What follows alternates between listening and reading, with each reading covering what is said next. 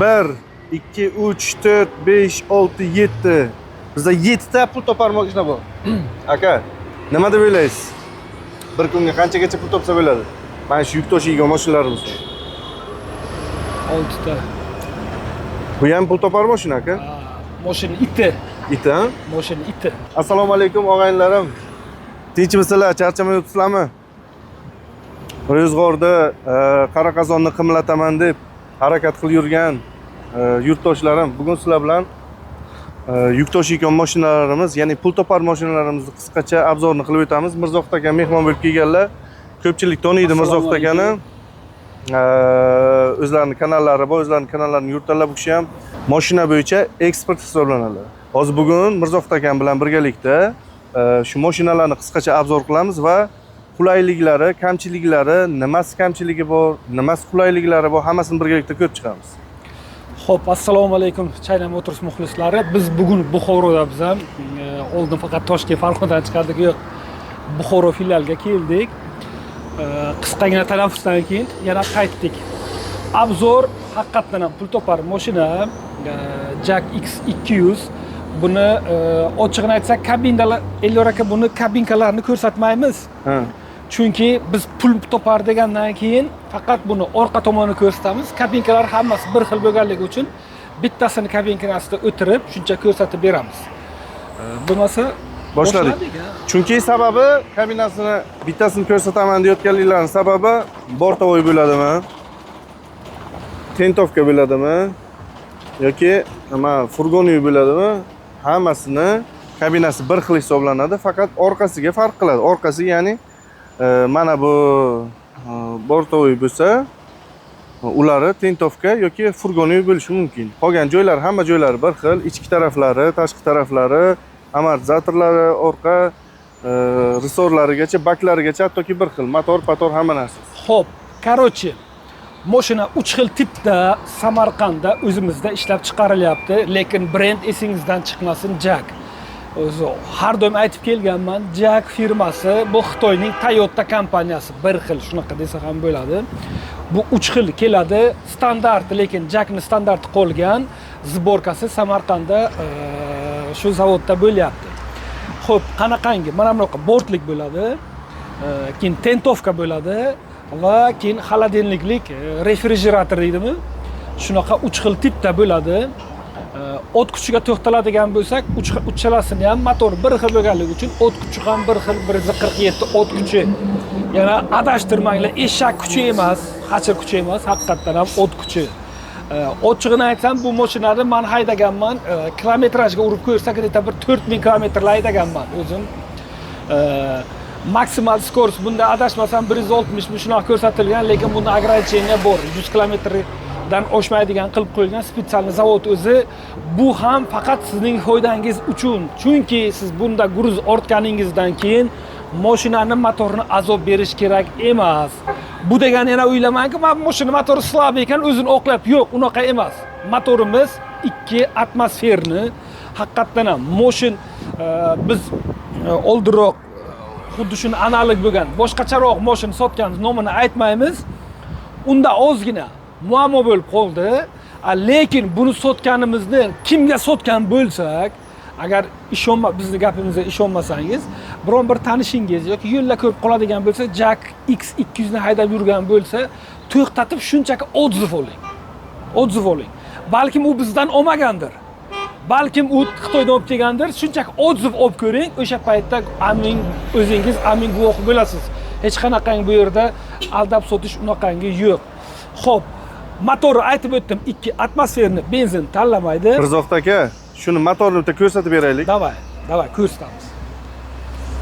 Kelinglar do'stlar, bugun motorini sizlar bilan birgalikda ko'ramiz, xudo xolasa inshaalloh. Buni bizga yangi kelgan bu modelimiz. Mana ochish kerakmi? Ichi polniy linoleum hisoblanadi. Tak, davay bir martaga salonda aytib ketaylik aka bo'lmasa. Mayli. Mana buni tushirib yoraylik aka. Hamsi bor. Yo'q, ko'taraylik. Shu. Ha, narsasi bor. Xo'sh. Hozir 1 minut. 1 minute. Motor, bahaybat motor qo'yilgan. Bitta narsasiga Elyor aka, odamlarni chalg'itmang, ey. Qarang. birinchi navbatda o'zbeklarga nima qiziqtiradi? Mashina motor kapot ochgandan keyin shumka bo'lgan, haqiqatan ham issiqlik o'rindiqqa o'tib ketmaydi va kayf qilib o'tirasiz. Motori 2 atmosferni, bu Jak M4 motor ekan. M4niki? Bir xil. Axriniyat. Jak Motorniki M4ni zakon kuchli motori.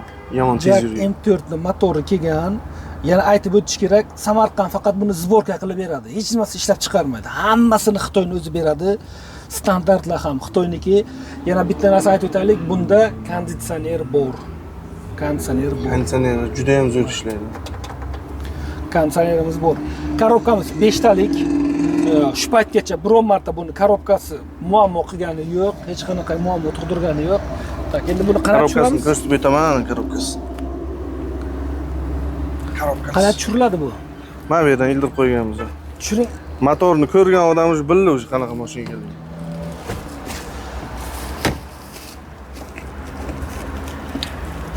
Xo'sh, ichin torpedkalari ham bunaqa Hop. oddiy material emas. Torpedkalar plastik, ochiqni aytaman, plastik, lekin ana ko'ramiz, tovush chiqarmayapti hech qayerdan. Tak, mana bu yerda tovushi bor, ana.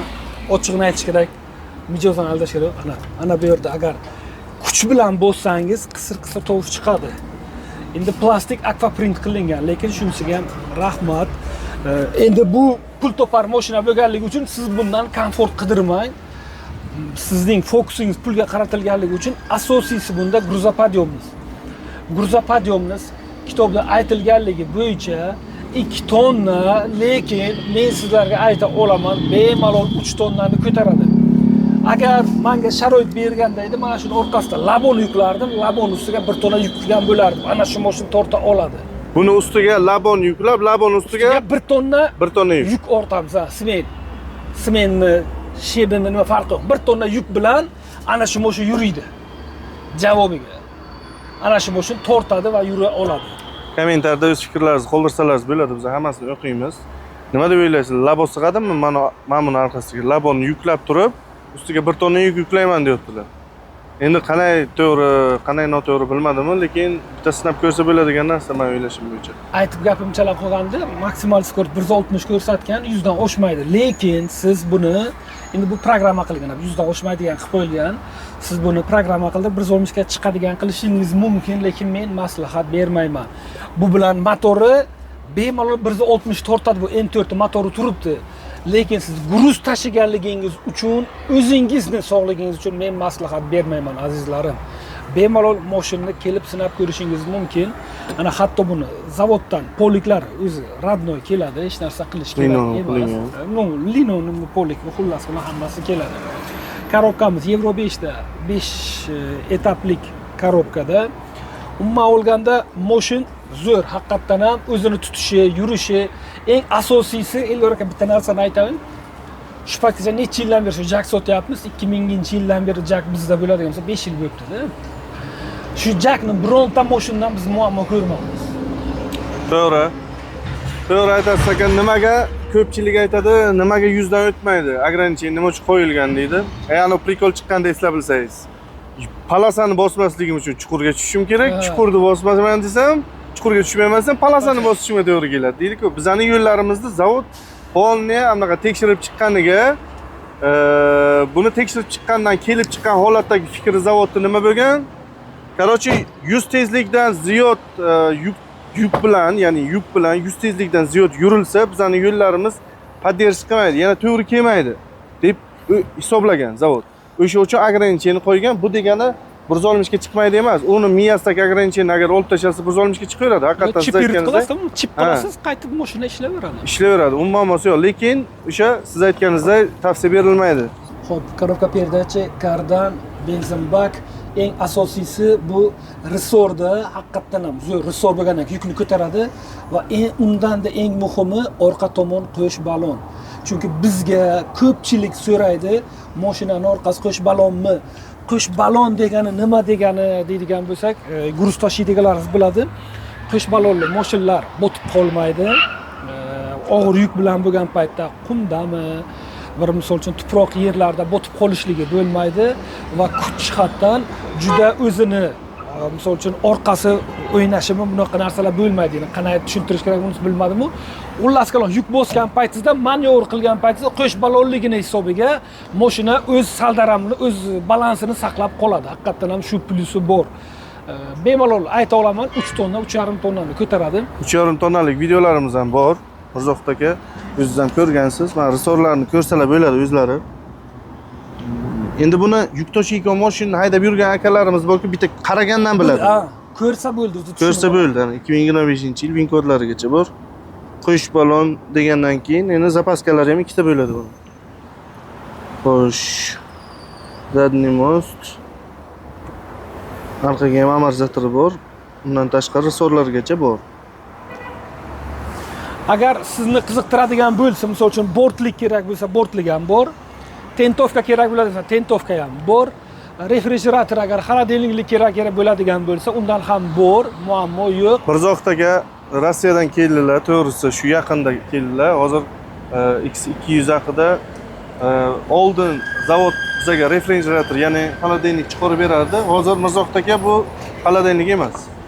Buni xolodilnik o'zi qilib oladi-da, o'zi qilib oladi. Buni qilib ekan, sababi buni qilib ko'rganlar minus kerak bo'ladigan bo'lsa, bu to'g'ri kelmaydi. Bilmayman, nimasidir to'g'ri kelmaydi. Uni xolodilnik qiladigan bo'lsa, mana bunaqa bort sotib oladi-da, polni noldan o'zi ko'tarib, ichini xolodilnik qiladi. Ma'lumot o'ylarroq aytmoqchi edim. Men Farg'onada ishlab yurgan paytim, bizdan xolodilnik uchun emas, pechene tashiydigan bor edi. Distributor. Aytgancha distributorlar uchun lifehack ham aytib qo'yaman. Biz u pechene tashiydigan shokoladli pechene tashirdi. U kelib bizdan buni olmoqchi bo'ldi, keyin aytdiki, "Yo'q, menga razmer jihatdan to'g'ri kelmaydi" dedi. Mana buni olib ketib, o'zi samostoятельно qilgan edi. Gapim chalaq olib ketdi, siz boshqa joyga olib ketdingiz. Aytmoqchi bo'lganimki, bu distributorlar misol uchun siz xohlasangiz agar pechene tashiydigan bo'lsangiz, yo qanaqadir qilmoqchi bo'lsangiz, ana buni olib tusini o'zgartirishingiz mumkin va O'zbekiston qonunchiligi bo'yicha hech qanaqangi muammo yo'q. Ham qonunda, ham amalda hech qanaqa muammo yo'q. Tuzata olasiz, xohlagan o'zingizni sohangizdan kelib chiqqan holatda.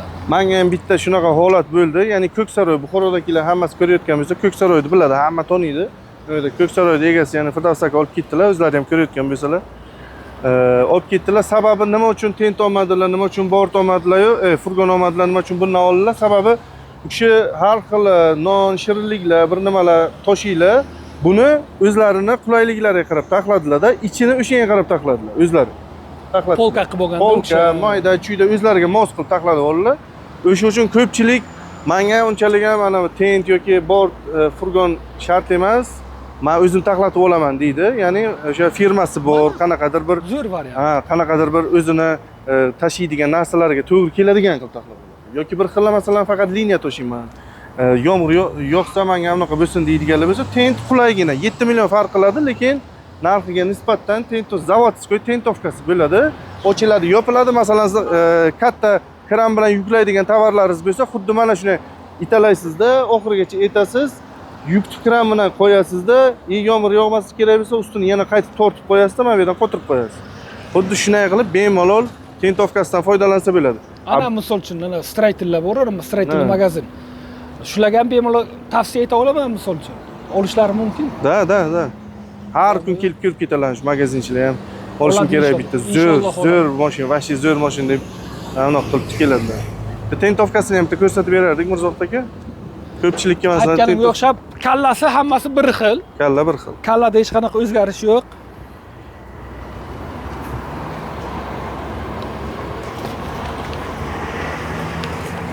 Tentovkasini Mirzohid aka zavodskiy tentovka ekanligi, yaxshi taraflari mana bu yerda ochib yopiladigan narsalari bor. Ha, buni Farg'onada qilgandik. Buni mana tent qismi aytib o'tish kerak, ochiladi va yig'iladi. Hammasi bir joyga yig'iladi. Mana shu ochiq bort bo'ladi-yu, faqat одновременно bort ham bo'ladi, ham tentovka bo'ladi. Buni yutug'i shunda. Shu uchun bunga siz ozgina to'lov qilasiz. Bitta narsani aytish kerak. Farg'onada biz o'zim duch kelgan holat shu ediki, bizdan bortni olib tentovka qilganida sababi bu tentovka kichiklik qilgan edi. Balandroq, ha? O'zi uchun u qilib olgandi, balandroq qilib olgandi. Agar sizga bu tent balandligi to'g'ri kelmasa, buni olib qilib olishingiz ham mumkin. Shunaqa, bizlar nima uchun bu ikkita mashinani obzor qilmay o'tamiz? Sababi, bular endi bizning temamiz, bugungi tema pul toparlar mashinasi, pul toparlari temasi bo'lgandan keyin palov uchun miniladigan mashinalarni biz hozircha anaqa obzor qilib o'tmaymiz. Sababi, kerak bo'ladigan bo'lsa bemalol kelaverasizlar, lekin bizda bor. Hozir bugun faqatgina o'sha pul topar mashinalarni biz qisqacha obzor qilib o'tamiz. Mana bu ikkalasi ham pul topar mashina, bu Jack M4 avtomatimiz. Bu esa X200 refrigerator, shu orqasi xolodilnik deydimi, nima deb qanday tushunsalar tushuninglar. Nu sandwich panellik. Ana shunaqani men bemalol ayta olaman, distributorlar. Distributorlar qaysiki, misol uchun korobkalik akkurat narsalar to'shiydigan bo'lsa, ana shuni olsangiz yutqarmaysiz. Ham pulingizni oqlaydi, ham sizga yaxshigina sharoit, hech qanaqa muammo bor. Xohlagan payt qulflab, bekitib keta olasiz. Bu yutug'i shunda. M4 avtomat bo'ladigan bo'lsa, hozir O'zbekistonda bizda ichki turizmga ruxsat berilgan. Bu nafaqat ichki turizm va tashqi turizmga ham zo'r mashina, avtomat korobka, ikki shuni motoridan, lekin plus bunda turbina bor.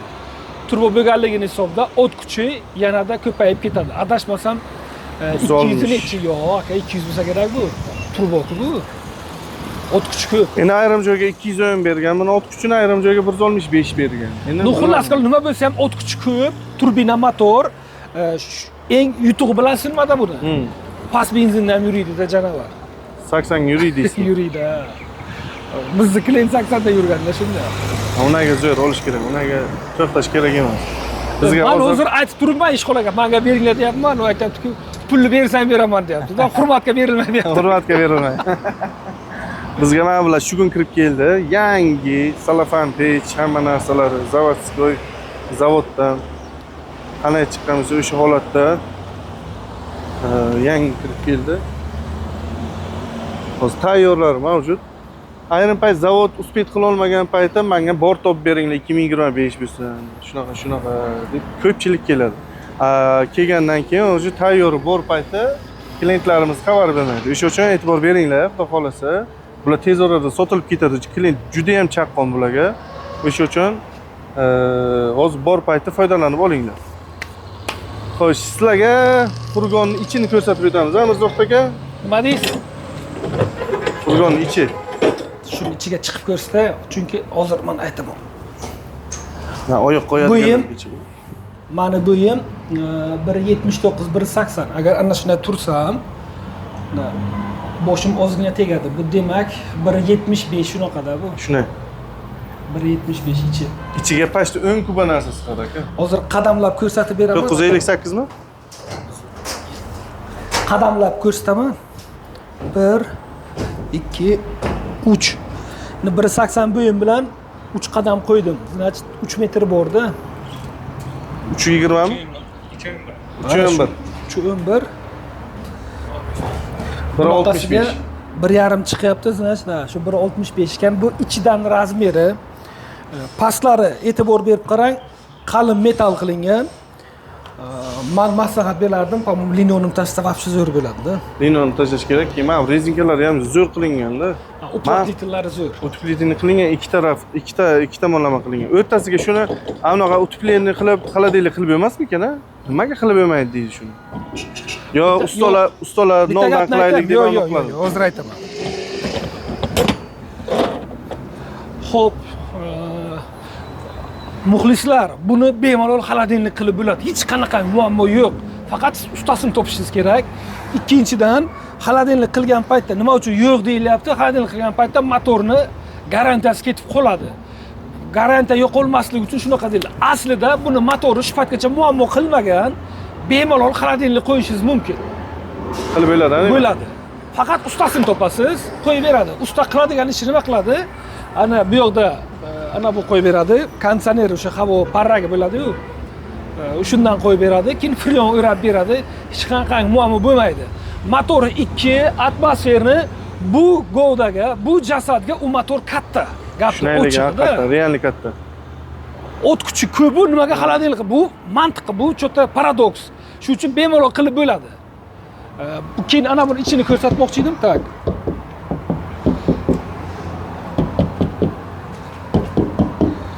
Adashmasam buning uchun shunqa qilishlar kerak bo'ladi. Shunga qiladi-da o'sha. Xolodilnik qilmoqchi bo'lsangiz, men sizni aldab o'tirmay, keyin qarg'amasligingiz uchun xolodilnik qilib bo'ladi. Hali xolodilnik qilganingizdan keyin esa siz buni bir shunqa qilasiz. Sovuqni chiqarmaslik uchun qanaqadir izolyatsiya qilishingiz shart. Shuni qilmasangiz sovuqingiz har doim tarqalib ketadi, sizga minusga ketib qoladi. Shuni. Benzin ko'p yeb qo'yadi, shunisi bor. Shu Hurmatli tomoshabinlar, bugun ana Mirzohid akam bilan ochiqchasiga suhbat qildik sizlar bilan. To'g'risi, konkretni bo'ladigan narsalar. Narxlarni aytmadik, narxlarni hozir hamma kommentariyga narxini ayt deb yozib tashlagan, chunki primo efirga ham ketadi bu. Ham post bo'ladi bu video, ham primo efirga ketadi. O'sha uchun narxlarni bir boshdan sanab o'tamiz. O'sha mashina, chetdagi mashina beri ham bor. 248 million, 275 million, 20 qanchaga skidkaga tushdi bu? 26 mingmi? 28.500 sotilgan 26 mingga tushdi skidkaga. Bu ham 275, tentovkasi 255 million so'm. Ularni keyin gaplashamiz. Telefon orqali aniq qilsangiz gaplashamiz keyin. Shu ma'lumotlar o'laroq men aytib o'taman. BYD mana o'zimniki sotilyapti. Yeki 30 mingta yurgan, zo'r model. Men sal kattaroqdan olaman, o'sha uchun sotaman. KX3 Pro 400 km yuriydi bu ham. Buni ham sotuvga, bu ham yangi model.